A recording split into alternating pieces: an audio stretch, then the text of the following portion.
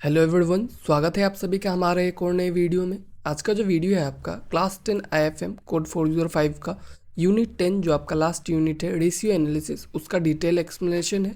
तो आप इस वीडियो में एंड तक बने रहिए ताकि ये जो पूरा यूनिट है, पूरा चैप्टर जो है आपको अच्छे से समझ में आ जाए। ठीक है, तो चलिए वीडियो को स्टार्ट करते हैं। तो सबसे पहले रेशियो एनालिसिस होता क्या है। तो रेशियो एनालिसिस का डेफिनेशन का बात किया जाए तो ratio analysis is a quantitative method to analyse financial statement and extract meaningful insights. मतलब कि जो भी एक कंपनी होता है उसका जो फाइनेंशियल स्टेटमेंट है उसको हम लोग क्वांटिटिव मेथड्स का यूज़ करके, मैथमेटिक्स का यूज़ कर, कैलकुलेशन का यूज़ करके उसको एनालाइज करके मीनिंगफुल इंसाइट्स, मीनिंगफुल कुछ बातें निकालते हैं जो कि हम लोग को उस स्टॉक का, उस कंपनी का फाइनेंशियल कंडीशन को जानने में हेल्प करता है। ठीक है, इसका पर्पस क्या है। Financial statement contain raw data, proper analysis reveal true financial position.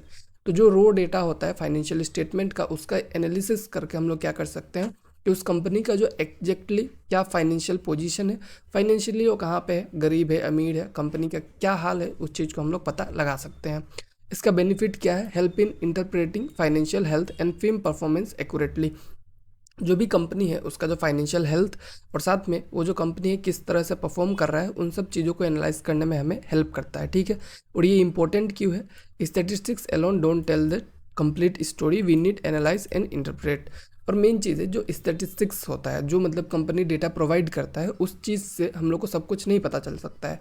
उसको हमें क्या करना पड़ेगा, एनालाइज करना पड़ेगा, इंटरप्रेट करना पड़ेगा, उससे क्या चीज़ें पता चलता है वो जानना पड़ेगा। और इसके लिए रेशियो एनालिसिस करना जो है बहुत ज़्यादा ज़रूरी है। ठीक है, और ratio convert raw numbers into meaningful comparison and metrics. सबसे इंपॉर्टेंट चीज़ क्या है कि रेशियो जो है क्या करता है, जो रो नंबर्स होता है उसको मीनिंगफुल कंपैरिजन करता है और उसको एक प्रॉपर मैट्रिक्स में कन्वर्ट करता है जिसका हम लोग यूज़ कर सकते हैं। ठीक है, तो ये हो गया आपका बेसिकली रेशियो एनालिसिस क्या होता है। ठीक है, उसके बाद जो हमारा आईएफएम कोड 405 का सैम्पल क्वेश्चन पेपर रिलीज हो चुका है। ठीक है, इसका जो CBSE official paper, most likely question, साथ में डिटेल सॉल्यूशन जो है सब कुछ आपको मिल जाएगा इस ई बुक में। और ये जो ई बुक है आपको एकदम बस 29 रुपीज़ में मिल जाएगा। आप हमें किसी भी एक नंबर पे व्हाट्सएप कर दीजिएगा तो आपको जो है वो ई बुक जो है मिल जाएगा। प्रेफरेबली आप इस सेकंड नंबर पे मैसेज कीजिए, वो ज़्यादा बेटर रहेगा। ठीक है, तो आप जो है हमारा ई बुक जो है वो ले सकते हैं। ठीक है, इसके बाद जो हमारा नेक्स्ट टॉपिक है वो क्या है, क्लासिफिकेशन ऑफ फाइनेंशियल रेशियो। जो फाइनेंशियल रेशियो है उसको हम लोग अलग अलग बेसिस पे क्लासीफाई करते हैं। तो सबसे पहला है आपका लिक्विडिटी रेशियो। लिक्विडिटी रेशियो जो होता है वो क्या चीज़ है, ability to meet short term obligation. जो शॉर्ट टर्म ऑब्लिगेशन से मतलब कि शॉर्ट टर्म में कंपनी किसको पैसा देना है, क्या उसका लोन्स वगैरह है, उस चीज़ को कितना एफिशिएंटली मीट कर सकता है, उसको हम लोग लिक्विडिटी रेशियो कहता है, जो कि आपका 0 to 12 मंथ का है। ठीक है, लेवरेज कैपिटल स्ट्रक्चर रेशियो जो होता है आपका लॉन्ग टर्म फाइनेंशियल साउंडनेस, कि मतलब लॉन्ग टर्म में कंपनी जो है फाइनेंशियली किस हाल में है उस चीज़ को हम लोग देख सकते हैं। ठीक है, और ये डेप्थ सस्टेनेबिलिटी होता है। ठीक है, मतलब जनरली ये इसका फोकस जो है डेप्थ सस्टेनेबिलिटी पे रहता है। प्रॉफिटेबिलिटी रेशियोज क्या होता है, ऑपरेशनल एफिशिएंसी एंड रिटर्न्स, कि जो कंपनी है वो कितने अच्छे से ऑपरेट कर पा रही है और रिटर्न्स किस टाइप का दे रही है, उस चीज़ पे जनरली आपका ये प्रॉफिटेबल रेशियोज काम करता है। और इसका फोकस जो होता है अर्निंग एंड परफॉर्मेंस के ऊपर जनरली रहता है। तो ये आपका अलग अलग वेस ऑफ क्लासिफिकेशन है। ठीक है, फाइनेंशियल रेशियोज का। उसके बाद लिक्विडिटी रेशियो का बात किया जाए तो इसका डेफिनेशन क्या है कि ratio debt measures a firm ability to meet financial obligation in short term. ठीक है, मतलब कि कोई भी कंपनी का जो फाइनेंशियल ऑब्लिगेशन है, ठीक है, जो खर्च है, जो भी लोन से इंटरेस्ट पे करना है, वो सब चीज़ को मीट करने का जो एबिलिटी होता है कंपनी का, उसको वो शॉर्ट टर्म में, ठीक है, रीच कर सकता है कि नहीं, मतलब लेस देन 1 ईयर में, उस चीज़ को लिक्विडिटी रेशियो मेजर करता है। ठीक है, क्या मेजर करता है कि इन द फर्म पे इट्स करंट डेप्ट्स, मतलब जो कंपनी है उसका जो करंट डेप्ट्स है, अभी लोन्स वगैरह है, उसको क्या वो पे कर सकता है। How much case is available for rupee of liability, मतलब पर रुपी ऑफ लाइबिलिटी, मतलब कि 1 रुपये जो उसको लोन चुकाना है उसके उस 1 रुपये के बदले उसके पास कितना केस अवेलेबल है, इस चीज़ को लिक्विडिटी रेशियो जो है वो चेक करता है। ठीक है, और ये higher liquidity equal to greater short term solvency, मतलब कि लिक्विडिटी रेशियो अगर ज़्यादा है मतलब कि वो शॉर्ट टर्म में अपने नीड्स को अच्छे से सोल्व कर सकता है, प्रॉब्लम्स को सोल्व कर सकता है। की रेशियोज क्या है इसमें, आपका current ratio, acid test ratio जिसको क्विक रेशियो कहते हैं, और टर्नओवर रेशियो, ये 3 आपका लिक्विडिटी रेशियोज का मेन पार्ट है। तो सबसे पहले हम लोग करंट रेशियो को देखते हैं। तो करंट रेशियो क्या है, current asset by current liability. तो अगर आप फाइनेंशियल मार्केट पर रहे तो मैं एज्यूम करता हूँ कि एसेट लाइबिलिटी आपको पता है। ठीक है, तो करंट एसेट क्या होता है और करंट लाइबिलिटी क्या होता है, इसको जब हम लोग डिवाइड करते हैं तो हमको करंट जो है रेशियो मिल जाता है। तो इसमें हम लोग को क्या पता चलता है, measures ability of firm to meet current liability from current asset, मतलब कि जो हम लोग का करंट लाइबिलिटीज है, मतलब करंट टाइम में हम लोग को जो भी चीज़ों को पे करना है, जो हम लोग कंपनी के हिसाब से पे करेंगे, और जो हमारे पास करंट एसेट है कि मतलब हमारे पास जो भी रेवेन्यू है, इनकम सोर्स है, या फिर जो भी पैसा है, कैश है, वो सब जो चीज़ है, ठीक है, उससे हम लोग करंट लाइबिलिटीज़ को कितना मीट कर सकते हैं, उस चीज़ को मेजर करता है। Source rupee of current asset available पर रुपी ऑफ करंट लाइबिलिटी, मतलब कि 1 रुपये करंट लाइबिलिटी के लिए कितना रुपये हमारे पास अवेलेबल है, उस चीज़ को दिखाता है, ठीक है। अगर रेशियो ज़्यादा है तो मतलब कि ग्रेटर शॉर्ट टर्म सोल्वेंसी, मतलब शॉर्ट टर्म के लिए वो ज़्यादा बेटर है। लाइक आपका जो करंट रेशियो है अगर 2 है, मतलब कि 2 रुपये of current asset for every one of current liability, मतलब कि आपका अगर 1 रुपये का लोन देना है, ठीक है, उसके लिए आपके पास 2 रुपये है, मतलब कि आपके पास 2 रुपये है, तो आप जो है ईजिली उस 1 रुपये के लोन को चुका सकते हैं, ठीक है। रेशियो अगर जो है आपका 1.5 से ज़्यादा है तो उसको हेल्दी माना जाता है, ठीक है। मतलब आइडियल रेंज आपका 1.5 to 3 होना चाहिए, जो कि आपका वेरी करता है industry to industry, but ideal range आपका 1.5 to 3 होना चाहिए। क्विक रेशियो जो है आपका एसिड टेस्ट रेशियो जिसको हम लोग कहते हैं, क्विक रेशियो को हम लोग कैसे मेजर करते हैं, quick asset by current liabilities से हम लोग इसको मेजर करते हैं। क्विक एसेट क्या होता है कि आप जब करंट एसेट को इन्वेंट्री से माइनस कर देते हैं और साथ में आप प्रीपेड एक्सपेंसेस को माइनस कर देते हैं, ठीक है। तो इन्वेंट्री क्या होता है, मतलब कि जो भी सामान आपने प्रोड्यूस करके रखा है बट आप उसको बेच नहीं सकते हैं अभी, ठीक है, वो आपका इन्वेंट्री हो गया। और प्रीपेड एक्सपेंसेस मतलब कि जो खर्चा आपका पहले से होके रखा है, लाइक आपने कुछ रेंट वगैरह दे के रखा है, कुछ आपने इलेक्ट्रिसिटी बिल वगैरह दे के रखा है, तो आप वापस थोड़े ले सकते हैं, तो आपका प्रीपेड एक्सपेंसेस है, ठीक है। तो इनको जब माइनस कर देंगे करंट एसेट से तो आपको क्विक एसेट्स मिल जाएगा, ठीक है। की कंसेप्ट का बात किया जाए तो मोर स्ट्रिंजेंट डेट करंट रेशियो, मतलब कि आपका जो करंट रेशियो है उससे ज़्यादा बेटर रिजल्ट्स आपको दिखाएगा, बेटर चीज़ों को शो करता है, ठीक है। एक्सक्लूड इन्वेंट्री, इसमें जो इन्वेंट्री है, ठीक है, वो मतलब एक्सक्लूड करता है, क्योंकि इसको इन्वेंट्री को कैश में कन्वर्ट करना बहुत ही ज़्यादा डिफिकल्ट है, क्योंकि इन्वेंट्री को कैश में कन्वर्ट करने के लिए आपको माल बेचना पड़ेगा, जो कि बहुत ही मुश्किल चीज़ है, ठीक है। क्योंकि ऑलरेडी आपके पास प्रोडक्शन होकर रखा है, तो आप उसको कैसे बेचेंगे, ऑलरेडी आपका जो माल है वो सप्लाई हो रहा है, ठीक है। तो एक्सक्लूड प्रीपेड एक्सपेंस, मतलब कि कोई भी प्रीपेड एक्सपेंस जो है आपका उसको एक्सक्लूड कर देता है और मोस्ट लिक्विड एसेट्स पे बस वो फोकस करता है, ठीक है। क्विक एसेट जो है आपका only immediate convertible to cash, मतलब कि इमीडिएटली आप जिस चीज़ को कैश में कन्वर्ट कर सकते हो उस चीज़ को दिखाता है, ठीक है। आइडियल सेटिस्फैक्टरी रेशियो आपका 1:1, मतलब कि 1 होना चाहिए कि 1 रुपये का लोन के लिए आपके पास 1 रुपये का क्विक रेशियो जो है, मतलब कि क्विक एसेट्स में आपके पास पैसा होना चाहिए, ठीक है। मतलब कि measures firm's ability to meet short term obligation without selling inventory, मतलब कि जो कंपनी है बिना अपने इन्वेंट्री को सेल किए हुए शॉर्ट टर्म ऑब्लिगेशन को मीट कर सकता है कि नहीं, उस चीज़ को मेजर करता है। तो आपका करंट रेशियो से डिफरेंट क्यों है, ठीक है। करंट रेशियो जो है क्या चीज़ को एज्यूम करता है कि उसके पास जो भी इन्वेंट्री हो उसको बेच लेगा, ठीक है, ये एजम्पशन है उसमें। और क्विक रेशियो में आपका एकदम रियलिस्टिक चीज़ है कि आपका इन्वेंट्री बिना बेचे वो सोल्व कर सकता है कि नहीं, इस चीज़ को उस चीज़ को देखा जाता है। उसके बाद आपका टर्नओवर रेशियो जो होता है उसमें क्या होता है, टर्नओवर रेशियो क्या है आपका, major how quickly current asset convert into cash also measures, मतलब कि टर्नओवर रेशियो जनरली क्या करता है कि आप जो है कितने जल्दी से करंट एसेट को केस में कन्वर्ट कर सकते हैं, और मेजर करता है कि how efficiently assets are employed by the firm, ठीक है, मतलब कि कितने एफिशिएंटली एसेट्स को एम्प्लॉय कर रहा है कंपनी, कितने एफिशिएंटली एसेट्स को यूज़ कर पा रहा है इस management using assets effectively. Main जो क्वेश्चन को आंसर करता है वो है कि कंपनी जो है एसेट को अच्छे से यूज़ कर पा रहा है कि नहीं कर पा रहा है, ठीक है। मेन टर्नओवर रेशियो जो है आपका क्या क्या है, inventory turnover ratio, debtor account receivable turnover ratio, और आपका average collection period, fixed asset turnover ratio और टोटल एसेट टर्नओवर रेशियो। ये अलग अलग टाइप का टर्नओवर रेशियो है, इनको एक एक करके समझते हैं, ठीक है। तो आपका जो इन्वेंट्री टर्नओवर रेशियो होता है, ठीक है, inventory turnover ratio is equal to cost of goods solds by average inventory, मतलब कि आपका जो भी सामान बिक रहा है उसका कॉस्ट कितना है, मतलब कि आपने जितना सामान बेचा है उसको बनाने में कितना खर्चा आया है, ठीक है, बेचने तक, और आपका पास एवरेज इन्वेंट्री जो है कितना है, उस चीज़ को हम लोग जब डिवाइड करते हैं तो हमको टर्नओवर रेशियो जो है या फिर इन्वेंट्री टर्नओवर रेशियो जो है हमें मिल जाता है, ठीक है। कॉस्ट ऑफ गुड्स सोल्ड, मतलब कि जो भी सेल्स है उसमें से आपका जो ग्रोस प्रॉफिट को माइनस कर देंगे, ठीक है, मतलब कि आपने 1 करोड़ का सेल किया उसमें से 10 लाख प्रॉफिट था, तो आपका जो कॉस्ट ऑफ गुड्स कितना हो जाएगा, 90 लाख हो जाएगा, तो आपका कॉस्ट ऑफ गुड्स हो जाएगा। एवरेज इन्वेंट्री क्या होता है, opening stock plus closing stock by 2, मतलब कि आपके पास 10 यूनिट था ओपनिंग स्टॉक में, आपने 5 यूनिट को सेल कर दिया, ठीक है, तो 10 + 5 कितना हो जाएगा आपका, मतलब कि 15 है कि नहीं, और डिवाइडेड बाय 2 कर देंगे तो 7.5, इस तरह से मतलब आप जो है निकाल सकते हैं, मतलब ये आपका नॉर्मल फॉर्मूला है, आपको निकालना नहीं है ऑब्वियसली, है कि नहीं। तो इस चीज़ को आप बस फॉर्मूला को ध्यान में रखिए, इतना डीप में नहीं जाने का ज़रूरत है, ठीक है। तो ये किस चीज़ को शो करता है, how many time inventory is converted sold during the year, और ये किस चीज़ को शो करता है आपका इन्वेंट्री टर्नओवर रेशियो, कि कितने बार आपका जो इन्वेंट्री है उसको आप सोल्ड कर पा रहे हैं, ठीक है। मतलब कि एक इन्वेंट्री जो है आपका मान लीजिए 100 यूनिट्स का है, ठीक है, तो आप उस 100 यूनिट के इन्वेंट्री को मतलब साल में कितने बार सेल कर पा रहे हैं। तो एफिशिएंसी ऑफ इन्वेंट्री मैनेजमेंट ये किस चीज़ को शो करता है कि आप जो है कितने एफिशिएंटली इन्वेंट्री को मैनेज कर पा रहे हैं। इंटरप्रिटेशन का बात किया जाए तो अगर रेशियो ज़्यादा है मतलब कि मोर एफिशिएंट इन्वेंट्री मैनेजमेंट, अगर वो एक साल में उस इन्वेंट्री को 10 बार सेल कर पा रहा है तो उसका ज़्यादा बेटर है अगर कोई इंसान उसको 5 बार भी सेल नहीं कर पा रहा है, ठीक है। तो ratio of 6 means inventory is converted 6 time per year, मतलब कि अगर किसी कंपनी का इन्वेंट्री टर्नओवर रेशियो 6 है, इसका मतलब ये है कि साल में 6 बार वो अपने इन्वेंट्री को खाली कर चुका है, मतलब बेच चुका है, ठीक है। Lower ratio might indicate overstocking और स्लो मूविंग इन्वेंट्री, और अगर रेशियो कम है इसका मतलब ये है कि वो जो है अच्छे से सेल नहीं कर पा रहा है, ओवर स्टॉकिंग हो रहा है उसका, और इन्वेंट्री जो है अच्छे से मूव नहीं कर पा रहा है, ठीक है।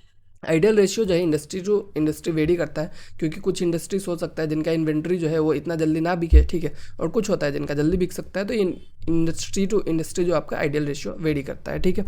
इसके बाद आपका डेप्टर टर्नओवर रेशियो जो होता है ये क्या होता है। डेप्टर टर्नओवर रेशियो को निकालने के लिए आपका फॉर्मूला क्या है, net credit sales by average account receivable, ठीक है। मतलब कि आपका नेट क्रेडिट सेल्स कितना हुआ है और आपको कितना पैसा मिलना है उसको हम लोग डिवाइड करेंगे तो डेप्टर टर्नओवर रेशियो मिलेगा, ठीक है। और अगर आपका नेट क्रेडिट नहीं दिया है, ठीक है, if net credit sales unavailable, तो हम लोग को नेट सेल्स का यूज़ करना है, फॉर्मूला है ये, ठीक है। इस चीज़ को आप याद रखिएगा। तो एक इस चीज़ को दिखाता है, ठीक है, what is source how many time receivables debtors turn over during the year, मतलब कि जो भी मतलब इंसान जो है क्रेडिट पे सामान खरीदा है, ठीक है, कोई भी इंसान जो आपका कंपनी है वहाँ से क्रेडिट पे सामान खरीदा है, वो कितने बार आपको क्रेडिट को रिटर्न किया है, आपके क्रेडिट को, उस चीज़ को ये मेजर करता है। एफिशिएंसी ऑफ क्रेडिट मैनेजमेंट ये शो करता है, ठीक है, कि मतलब आप जो है कितने एफिशिएंटली क्रेडिट को मैनेज कर पा रहे हैं अपने कंपनी में।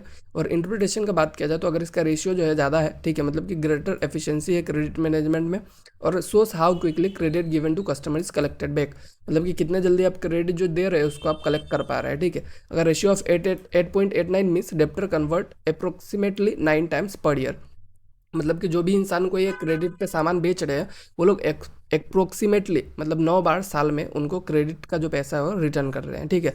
तो बिजनेस इम्पैक्ट का बात किया जाए तो अगर क्रेडिट मैनेजमेंट अच्छा नहीं होगा तो कोई जो कैश फ्लो है, ठीक है, कैश फ्लो, ठीक है, मतलब पैसा का जो फ्लो होता है कंपनी में वो बिगड़ सकता है, उसमें प्रॉब्लम आ सकता है। और अगर क्रेडिट मैनेजमेंट जो है एक्सेलेंट है, मतलब कि आपका बेटर लिक्विडिटी देखने को मिलता है।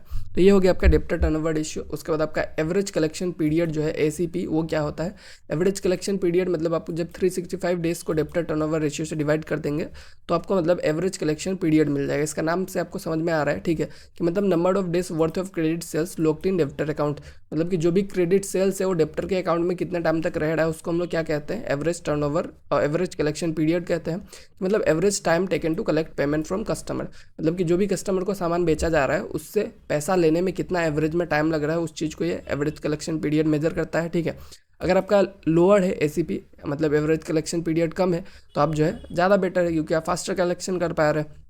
लाइक आपका अगर एसीपी 41 डेज़ का है, ठीक है, ऑन एवरेज, तो कस्टमर जो है आपका 41 डेज में पेमेंट जो है आपको दे देता है, ठीक है, मतलब 41 डेज पे आपको पेमेंट जो है रिसीव हो रहा है। मतलब source how long capital is tied up in receivables, मतलब कि जो भी आपका कैपिटल हो कितने टाइम तक रिसीवेबल्स के पास है, मतलब कस्टमर जो है डेप्ट लिया है उनके पास है, ठीक है। रिलेशनशिप का बात किया जाए तो inverse relationship with debtor turnover ratio, ठीक है, मतलब डेप्टर टर्नओवर रेशियो जो है जितना ज़्यादा है उतना अच्छा है और आपका जो एसीपी जितना कम है उतना अच्छा है, ठीक है। हाँ, एसीपी जितना कम है उतना अच्छा है। अगर टर्नओवर आपका 8.89 है तो ठीक है, आपका एसीपी कितना हो जाएगा, इसको डिवाइड करेंगे तो 41 डेज का हो जाएगा। बिजनेस इंपैक्ट का बात करेंगे तो शॉर्टर एसीपी जो है मतलब बेटर वर्किंग कैपिटल मैनेजमेंट को दिखाता है, ठीक है। तो ये हो गया आपका एवरेज कलेक्शन पीरियड के बारे में। उसका टोटल एसेट टर्नओवर रेशियो जो होता है ये क्या होता है। तो टोटल एसेट टर्नओवर रेशियो जो है आपका निकालने के लिए का जो फॉर्मूला है वो है आपका net sales by average total assets, ठीक है। तो आपका इसमें क्या दिखाया जाता है कि how efficiently all type of assets are employed, मतलब कि कितने एफिशिएंटली आप हर एसेट को एम्प्लॉय कर पा रहे हैं, ठीक है। Comprehensive measure of asset utilisation है ये। और उसके बाद इंटरप्रिटेशन का बात किया जाए तो हायर रेशियो मतलब कि बेटर ओवरऑल एसेट एफिशिएंसी आपको देखने को मिलता है, ठीक है, टोटल एसेट टर्नओवर रेशियो में, ठीक है। मतलब आपका रेशियो ज़्यादा है, मतलब कि आप एसेट से ज़्यादा एफिशिएंटली यूज़ कर पा रहे हैं। Combine both fix and current asset utilisation, मतलब कि आपका टोटल एसेट है, मतलब कि फिक्स एसेट और करंट एसेट जो है दोनों को ये यूटिलाइज करेगा, ठीक है।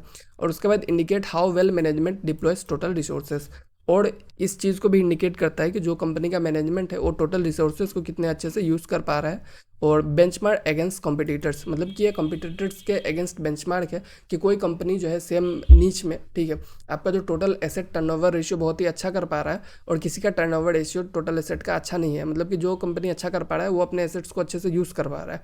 तो इस तरह से आप कंपनी को एनालाइज कर सकते हैं, ठीक है।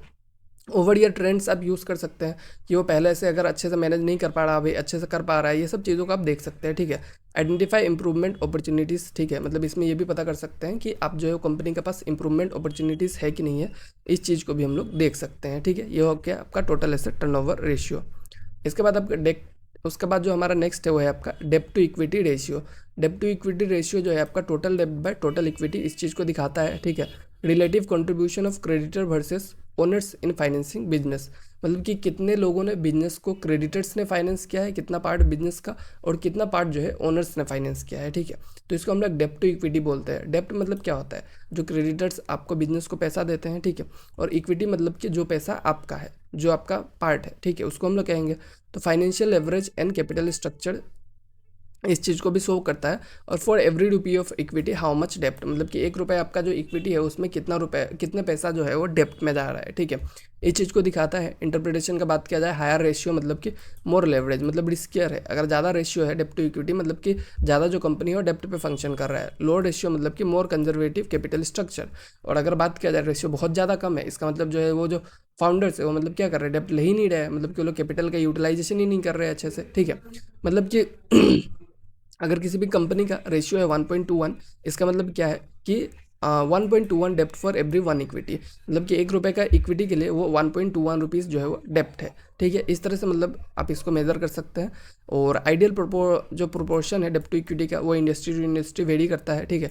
मैन्युफैक्चरिंग वर्सेस सर्विस, मतलब डिफरेंट एक्सेप्टेबल रेंजेस, मतलब सर्विस और मैन्युफैक्चरिंग दो अलग अलग चीज़ है, तो दोनों में जो डेप्ट टू इक्विटी है वो डिफरेंट हो सकता है। तो ये सब जो है आपको सेम इंडस्ट्री के साथ अगर आप एनालाइज करते हैं तो ये आपको मीनिंगफुल एनालिसिस जो है देखने को मिल पाएगा, ठीक है।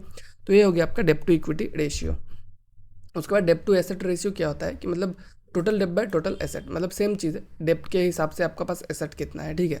टोटल डेप्ट मतलब कि लॉन्ग टर्म डेप्ट प्लस करंट लाइबिलिटीज जो भी है आपका, टोटल एसेट मतलब कि permanent capital plus current liability, ठीक है। तो ये आपका फॉर्मूला का बात हो गया। और ये किस चीज़ को दिखाता है कि what proportion of asset are finance by डेप्ट, मतलब कि कितना एसेट जो है जो कि आप डेप्ट पे खरीदे हैं, और ओवरऑल फाइनेंशियल रिस्क जो है वो क्या है और उसको कितना मतलब सोल्व किया जा सकता है, उन सब चीज़ों को शो करता है। इंटरप्रिटेशन का बात किया जाए तो अगर आपका डेप्ट टू एसेट रेशियो जो है ज़्यादा है, मतलब कि हायर फाइनेंशियल रिस्क है, और so how much assets base is finance externally, मतलब कि कितना आपका जो एसेट है वो बाहर से फाइनेंस किया गया है, आपने लोन लेके कितना एसेट खरीदा है उस चीज़ को दिखाता है। और बिजनेस इनसाइट का बात किया जाए, use by creditor to assess default risk, मतलब कि क्रेडिटर्स इसका यूज़ करते हैं ताकि उनका पता चले कि जो एसेट्स वो कंपनी खुद ओन कर रही है कि वो बाहर से लोन लेके खरीदी है, ठीक है। Use by management for capital structure decision, और जो भी कंपनी का मैनेजमेंट है वो भी इसको कैपिटल स्ट्रक्चर डिसीजंस के लिए, मतलब कि कैपिटल्स कहाँ से आ रहा है, मतलब कि किस तरह से कैपिटल्स को लोग स्ट्रक्चर करेंगे, उन सब चीज़ों को डिसीजन के लिए वो लोग इसका यूज़ कर लेते हैं, ठीक है। तो ये आपका डेप्ट टू एसेट रेशियो जो है वो हो गया।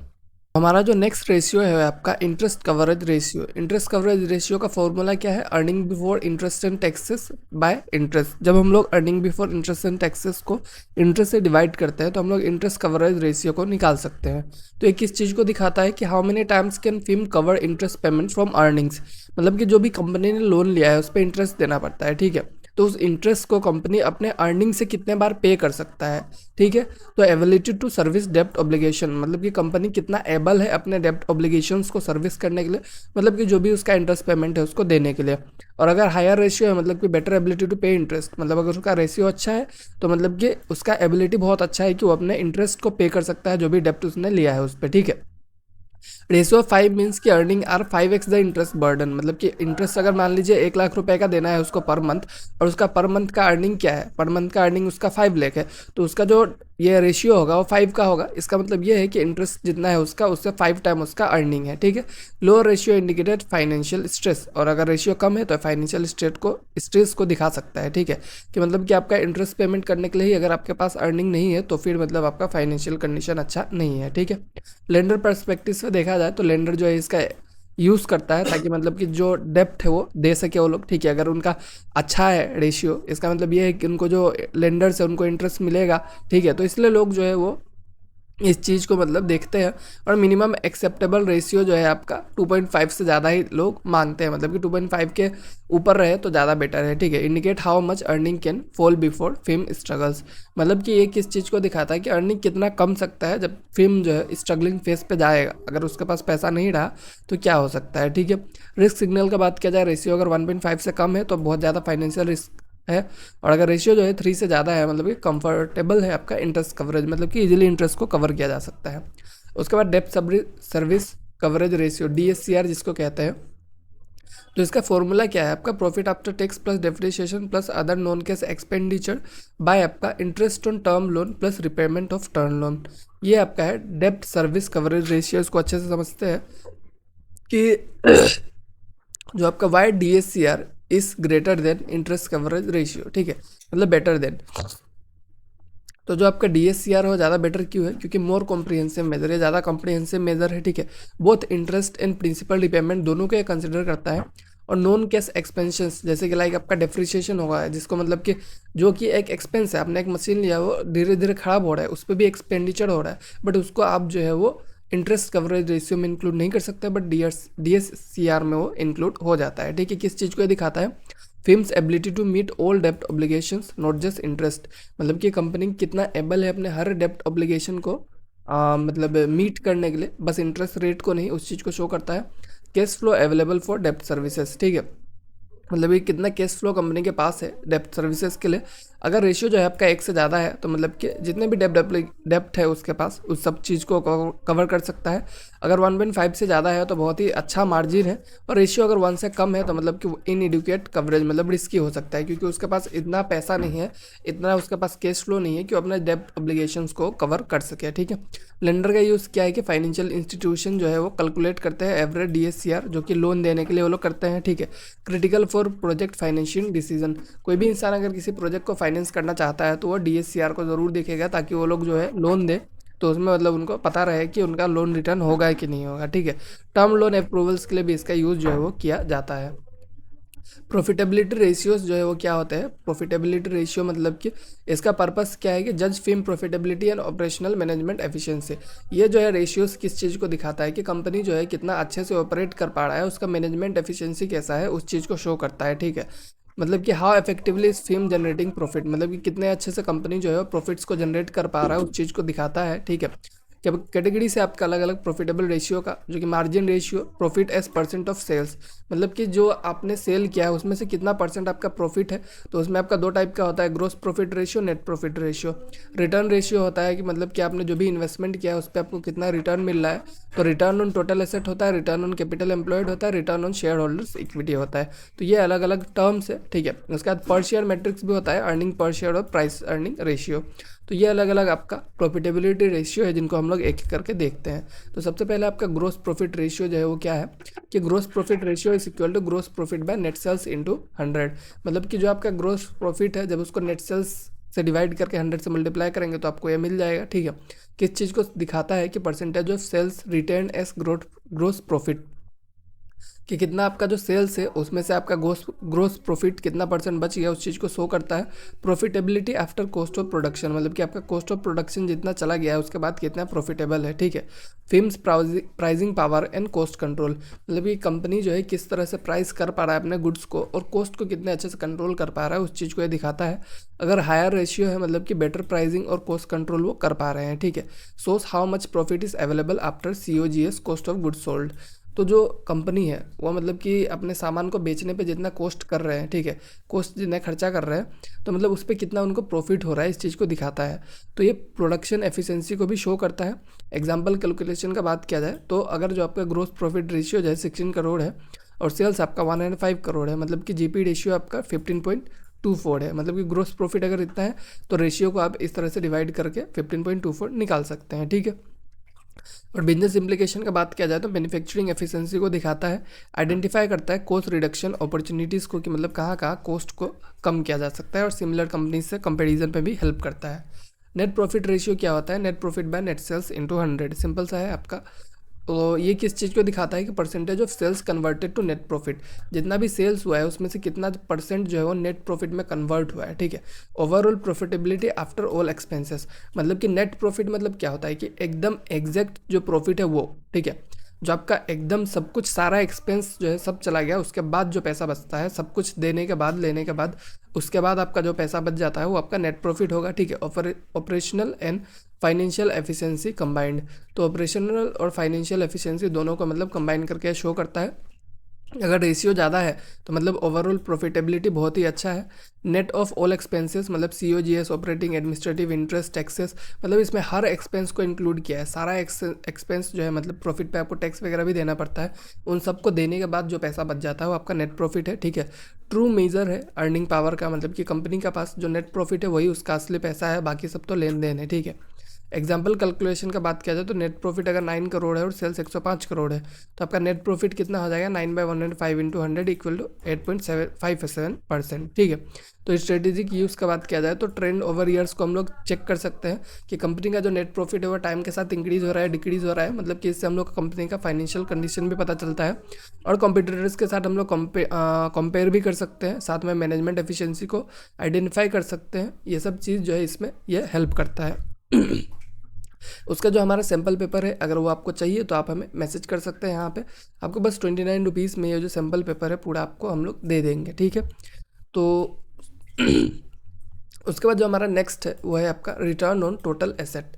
तो रिटर्न ऑन टोटल एसेट जो है इसको हम लोग कैसे निकाल सकते हैं, profit before interest and tax, ठीक है, और divided by fix assets plus current assets. तो इस फॉर्मूला से हम लोग रिटर्न ऑन टोटल एसेट यानी कि ROTA जो है वो निकाल सकते हैं। तो एक किस चीज़ को दिखाता है कि how much profit generated from total asset base, मतलब कि जो भी आपका टोटल एसेट है उसमें से आप कितना प्रॉफिट जनरेट कर पा रहे हैं उस चीज़ को दिखाता है। ओवरऑल एसेट का जो प्रोडक्टिविटी है उसको शो करता है और मैनेजरियल एफिशिएंसी कितना है एसेट्स को यूटिलाइज करने में। अगर हायर रेशियो है आपका तो बेटर एसेट यूटिलाइजेशन देखने को मिलता है। एक्सप्रेस एस परसेंटेज और डिसिप्लिन, इसको हम लोग परसेंटेज या फिर डिसिमल में एक्सप्रेस कर सकते हैं। और return earn on every rupee of asset, मतलब कि 1 रुपये के एसेट पे आप कितना अर्न कर रहे हैं उस चीज़ को शो करता है। तो वाई यूज़ PBIT, मतलब कि इसको क्यों यूज़ किया जाता है, profit before interest and tax. तो इसमें क्या होता है आपका एक्सक्लूड इंटरेस्ट एंड टैक्स, ठीक है, उसको हम लोग इंटरेस्ट एंड टैक्स को एक्सक्लूड कर देते हैं और operational profitability independent of capital structure इस चीज़ को शो करता है, ठीक है। उसके बाद अगर हम बात करें जो हमारा नेक्स्ट रेशियो है return on capital employed, ROC जिसको कहते हैं, तो इसको निकालने के लिए आपको net profit after tax by total capital employed इसको यूज़ करना पड़ेगा, जहाँ पे टोटल कैपिटल एम्प्लॉयड का मतलब है कि total fixed asset current asset minus current liability equal to permanent capital plus current asset. ये आपका जो है टोटल कैपिटल एम्प्लॉयड का मतलब है यहाँ पे, ठीक है। तो ये आपका permanent capital plus current asset जो है आपका टोटल कैपिटल एम्प्लॉयड होगा यहाँ पे, ठीक है। उसके बाद ये किस चीज़ को शो करता है, return generated on capital invested in business, मतलब कि बिजनेस पे जितना भी कैपिटल इन्वेस्ट किया गया है, जितना भी पैसा इन्वेस्ट किया गया है उसमें कितना रिटर्न जनरेट हो रहा है उस चीज़ को शो करेगा। कैपिटल डिप्लॉयमेंट का एफिशिएंसी को दिखाता है कि मतलब कैपिटल को कहाँ कहाँ कितने अच्छे से डिप्लॉय किया जा रहा है। Value created for all investor डेब्ट प्लस इक्विटी, मतलब कि जितने भी इन्वेस्टर हैं उनके लिए जो वैल्यू क्रिएट किया जा रहा है उस चीज़ को शो करता है। अगर रेशियो ज़्यादा है मतलब बेटर कैपिटल एफिशिएंसी है, ठीक है, कि इस चीज़ को शो करता है कि कितना एफिशिएंटली कैपिटल जो है उसका यूज़ किया जा रहा है और should exceed cost of capital. और जो ये जो चीज़ है, ठीक है, आपका कैपिटल जो है मतलब जो आपका रेशियो है रिटर्न ऑन कैपिटल एम्प्लॉयड, ये मतलब आपका हमेशा क्या होना चाहिए कि कॉस्ट ऑफ कैपिटल से ज़्यादा होना चाहिए। कॉस्ट ऑफ कैपिटल क्या होता है कि आपका जो इंटरेस्ट रेट होता है, ठीक है, मतलब 1 लाख के लोन पे अगर आपको 10,000 इंटरेस्ट देना है और अगर आप उससे 5,000 कमा रहे हैं तो आपका जो है मतलब कैपिटल का कॉस्ट आपके अर्निंग से ज़्यादा हो रहा है। तो ये सब चीज़ नहीं होना चाहिए, ठीक है। आप मतलब एटलीस्ट कॉस्ट ऑफ कैपिटल से ज़्यादा पैसा अर्न करने चाहिए, ठीक है। बिजनेस डिसीजन का बात किया जाए तो अगर आपका ROCE ज़्यादा है, ठीक है, मतलब कि कॉस्ट ऑफ कैपिटल से, तो अच्छा इन्वेस्टमेंट है। ROCE कम है तो मतलब जो वैल्यू डिस्ट्रक्शन हो रहा है, मतलब कि जो भी चीज़ है, जो भी कैपिटल है उसका वैल्यू जो है डिस्ट्रक्ट किया जा रहा है, ठीक है। तो ये मतलब कैपिटल एलोकेशन डिसीजन के लिए इसका यूज़ किया जाता है जनरली। और उसके बाद return on share holder equity ROE, ये क्या है, return on share holder equity equal to net profit after tax by average total share holder equity. इस तरह से हम लोग इसको निकाल सकते हैं। किस चीज़ को शो करता है, return generated for equity share holder, मतलब जितने भी इक्विटी शेयर होल्डर है उनके लिए जो रिटर्न जनरेट किया जा रहा है कंपनी की तरफ से उसको शो किया जाएगा। How well fame is using share holder capital, मतलब जितने भी शेयर होल्डर है जो लोग पैसा दे रहे हैं उनका पैसा को कितने अच्छे से यूज़ किया जा रहा है उस चीज़ को दिखाता है। Primary concern of equity investor, जितने भी इक्विटी इन्वेस्टर है उनके लिए मतलब ये बहुत ही ज़्यादा कंसर्न का चीज़ है, ठीक है, वो लोग इसको देखते हैं।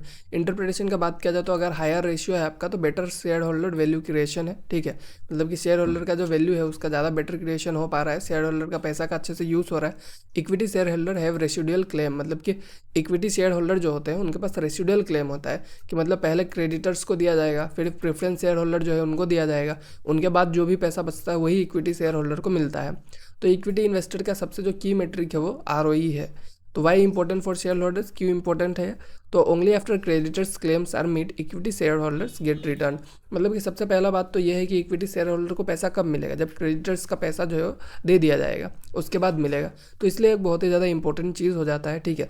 मैनेजमेंट इफेक्टिवनेस को दिखाता है शेयर होल्डर के परस्पेक्टिव से, और इन्वेस्टमेंट एट्रैक्टिवनेस को एसेस करने के लिए इसका यूज़ किया जाता है।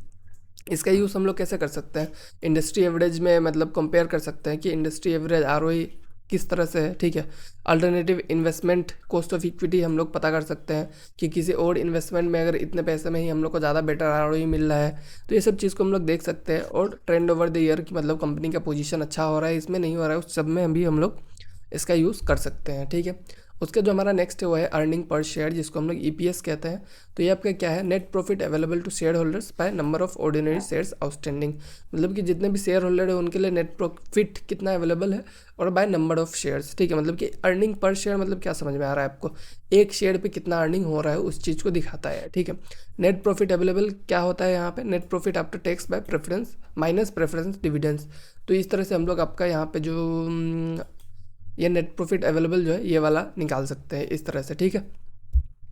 उसके बाद अगर व्हाट इट सोर्स का बात किया जाए, क्या दिखाता है, तो profit available to each equity share, मतलब कि हर शेयर पे कितना प्रॉफिट अवेलेबल है, ठीक है। Amount share holder can theoretically get per share, मतलब कि थियोरेटिकली एक शेयर पे इंसान को कितना पैसा मिल सकता है उस चीज़ को दिखाता है। डायरेक्टली अफेक्ट शेयर वैल्यू, मतलब शेयर के वैल्यू को डायरेक्टली अफेक्ट करता है EPS, ठीक है। इंटरप्रिटेशन की बात किया जाए, अगर EPS ज़्यादा है तो मतलब कि ज़्यादा बेटर है इन्वेस्टर्स के लिए। अर्निंग पावर जो है पर शेयर यूनिट को दिखाता है। और primary valuation metric for stock, मतलब स्टॉक का वैल्यूएशन जो है EPS पे डिपेंड करता है, मतलब कि EPS जो है वो वैल्यूएशन वगैरह डिसाइड करने में हेल्प करता है, ठीक है। तो जो आपका मान लीजिए कि अगर नेट प्रॉफिट 9 करोड़ है और प्रेफरेंस डिविडेंड 0 है, ठीक है, तो आउटस्टैंडिंग शेयर अगर 1 करोड़ है तो आपका EPS जो है 9 रुपीज़ पर शेयर, ठीक है। मतलब कि एक शेयर पे अगर आपका एक शेयर जो है 10 रुपये का है, उसको आप खरीद रहे हैं तो उस पर आपको 9 रुपीज़ अर्निंग मिलेगा। जनरली ऐसा होता नहीं है, ठीक है। 100-150 रुपये का एक शेयर है, उस पर अगर आपको 9 रुपये पर शेयर मिल रहा है तो बहुत ही बड़ी बात है, ठीक है।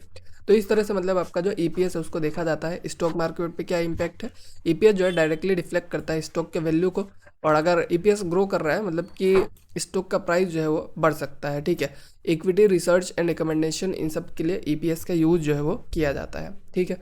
आपका जो उसके बाद PE रेशियो क्या होता है, market price per share by earning per shares. तो इसमें क्या होता है कि आपका जो अर्निंग पर शेयर को ही डिवाइड किया जाता है मार्केट प्राइस से, तो इस तरह से PE रेशियो निकाला जाता है, ठीक है। तो PE रेशियो जो है किस चीज़ को दिखाता है कि how much investor willing to pay per rupee of earning, मतलब कि कोई कंपनी जो है वो 1 रुपये कमा रहा है, उसके लिए इन्वेस्टर जो है उसको कितना रुपया देने के लिए रेडी है, उस चीज़ को शो करता है। वैल्यूएशन को मल्टीप्लाई करने में हेल्प करता है। और मार्केट एक्सपेक्टेशन जो है फ्यूचर ग्रोथ, मतलब मार्केट जो है फ्यूचर ग्रोथ में कैसा हो सकता है, ठीक है, मतलब कि फ्यूचर में कैसा हो सकता है उस चीज़ को भी ये हेल्प करता है पता करने में, ठीक है। अगर आपका PE ज़्यादा हाई है मतलब कि हायर ग्रोथ जो है वो हो सकता है, अगर PE लो है तो आपका अंडर वैल्यूड है स्टॉक, या फिर मतलब कि लो ग्रोथ एक्सपेक्टेशन हम लोग देख सकते हैं, ठीक है। PE ऑफ 20 मीन्स इन्वेस्टर पे 20 फॉर एवरी ₹1 अर्निंग, मतलब कि किसी भी एक स्टॉक का जो PE है वो 20 है। इसका मतलब क्या है कि कंपनी 1 रुपये कमा रहा है, उसके लिए इन्वेस्टर जो है उसको 20 रुपये दे रहा है। तो इस तरह से PE को हम लोग देख सकते हैं, ठीक है। प्रैक्टिकल यूज़ का बात किया जाए तो स्टॉक वैल्यूएशन का असेसमेंट में मतलब ये यूज़ किया जाता है। कंपनीज़ को सेम इंडस्ट्री में कंपेयर करने के लिए यूज़ किया जाता है। ओवर वैल्यूड और अंडर वैल्यूड स्टॉक्स को पता करने के लिए किया जाता है। और मर्जर एंड एक्विजिशन का जो प्राइसिंग होता है कि मतलब कंपनी को किसी ने खरीदा, किसी कंपनी ने, उन सब में जो वैल्यू वगैरह होता है उन सब चीज़ों में इसको यूज़ किया जाता है, ठीक है। डोंट कंपेयर अक्रॉस इंडस्ट्रीज़, मतलब कि आपका अलग अलग इंडस्ट्री में PE अलग अलग हो सकता है, तो आप जो है अलग अलग इंडस्ट्रीज़ को कंपेयर मत कीजिएगा, क्योंकि आपको तब गलत रिजल्ट्स देखने को मिलेगा। और can be inflated by low earnings, मतलब कि हर बार ये मीनिंगफुल नहीं होता है, ठीक है। हर बार PE रेशियो मतलब कि सही नहीं होता है हर बार, मतलब आपको इसी के ऊपर डिपेंडेंट नहीं रहना चाहिए और अर्निंग्स क्वालिटी को आपको देखना चाहिए, ठीक है। उसके बाद अगर बेस्ट प्रैक्टिसेस का बात किया जाए रेशियो एनालिसिस पे, क्या चीज़ आपको करना है, तो सबसे पहले आपको ट्रेंड एनालिसिस करना है। मतलब कि calculate ratio for 3 to 5 years, आपको 3 से 5 साल का जो रेशियो है उसको कैलकुलेट करना है, उसको एनालाइज करना है, ठीक है। आपको क्रॉस सेक्शन एनालिसिस करना है, ठीक है, मतलब कि जो भी कंपटीशन है सेम टाइम पीरियड में उनके साथ एनालाइज कीजिए। इंडस्ट्री एवरेज बेंचमार्क्स इनका देखिए, ठीक है। और ये कॉम्प्रिहेंसिव अप्रोच है, मतलब कि कोई भी सिंगल रेशियो पे आप डिपेंड नहीं हो सकते, आपको अलग अलग रेशियोज़ का, अलग अलग कैटेगरीज का सबको कंपैरिजन करना पड़ेगा, तभी जो है आप जो है सही डिसीजन ले सकते हैं, ठीक है। तो इस तरह से आप बेस्ट प्रैक्टिसेस को फॉलो कर सकते हैं। बाकी आप जो है हमें मैसेज कर सकते हैं अगर आपको हमारा सैम्पल पेपर चाहिए, व्हाट्सएप पे किसी भी नंबर पे, आपको ये बस 29 रुपीज़ में जो है आपको मिल जाएगा, ठीक है। तो आज का जो वीडियो था यहीं पे एंड होता है। अगर आपको अच्छा लगा हो तो आप हमें बताइएगा, और बाकी यूनिट्स जो है हमारा पहले से ही दिया हुआ है, तो उसको आप जाके चैनल पे चेकआउट कर सकते हैं।